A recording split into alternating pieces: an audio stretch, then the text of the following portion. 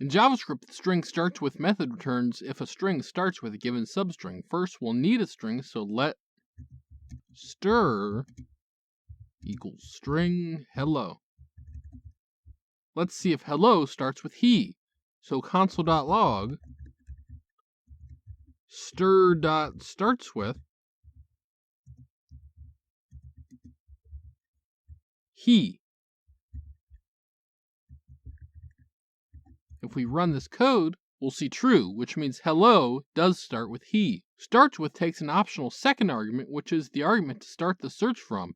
Let's make the second argument 1 and run the code again. We'll see false. That is because starting at index 1, hello doesn't start with he. Let's modify this one last time to get it true with 2 arguments. Does hello start with L at or after index 1? If we run this code, we'll see true, which means hello does start with L at or after index 1. In JavaScript, string endsWith is a Boolean method that tells whether a string ends with a given substring. First, we'll need a string. Let s equals hello space world. If we do, console.log s.endsWith world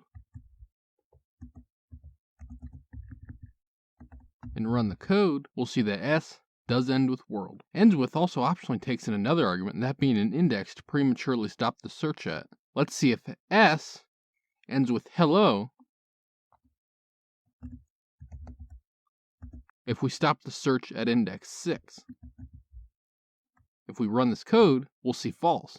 Why it's false is interesting. endsWith is looking for an exact substring match, so 6 returns false because it was looking for hello space. If we change this to 5, and then ran that code, you'll see that 5 indeed works. This has been Kubication. Like and subscribe to learn more.